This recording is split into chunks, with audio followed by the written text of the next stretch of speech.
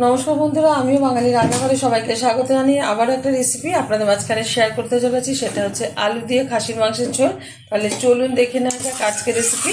ওখানে একটা কড়াই বসিয়ে তাতে দিয়ে দিয়েছি কিছুটা পরিমাণে তেল। তেলটা গরম হয়ে যাওয়ার পর দিয়ে দিলাম সামান্য পরিমাণে হলুদ গুঁড়ো, আর আগে থেকে ভালো করে দিয়ে পরিষ্কার করে নিয়েছি আলু দিয়ে দিচ্ছি।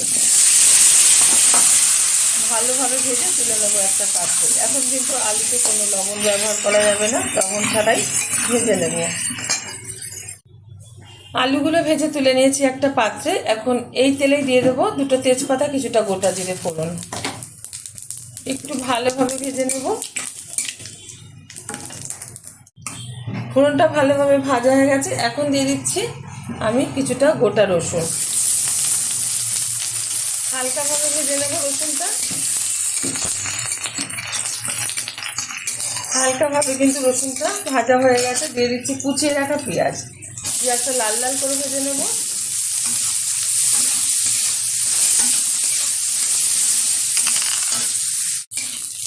পেঁয়াজটা লাল লাল করে ভেজে নিয়েছি। এখন দিয়ে দিচ্ছি এর মধ্যে 1 চামচ ধনের গুঁড়ো, দিয়ে দিচ্ছি 1 চামচ লঙ্কার গুঁড়ো, দিয়ে দেব কিছুটা মিট মশলা,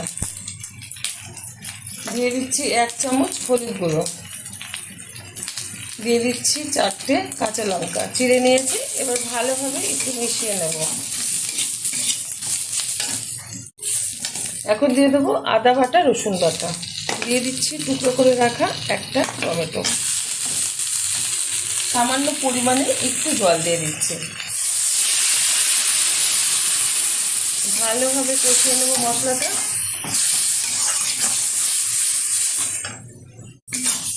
ভালোভাবে মশলাটা কষিয়ে নিয়েছি। এখন দিয়ে দেবো এর মধ্যে ধুয়ে রাখা খাসির মাংস।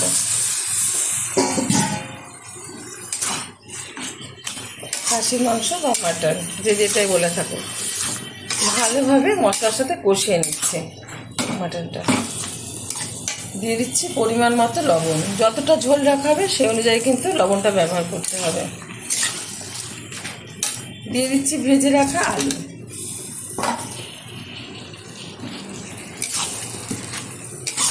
খুব সুন্দরভাবে কিন্তু সময় নিয়ে কষাতে হবে।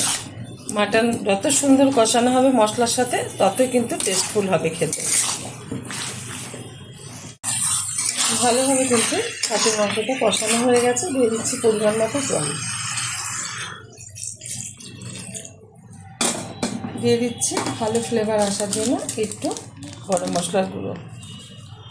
এখন এটা আমি প্রেসারে ঢেলে 6টা সিটি দিয়ে নেবো, তারপরে খুলে দেখাবো তো কেমন হয়েছে।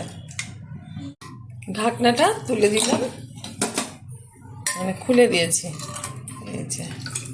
কত সুন্দরভাবে কিন্তু মাটনটা আজকে রান্না হয়ে গেছে। এখন একটা পাত্রে ঢেলে দেবো, আর গরম গরম ভাতের সাথে এরকম খাসির মাংসের ঝোলটা সার্ভ করবো। আপনারা অবশ্যই ট্রাই করবেন। দেখা হবে পরের ভিডিওতে নতুন কোনো রেসিপি নিয়ে। ধন্যবাদ।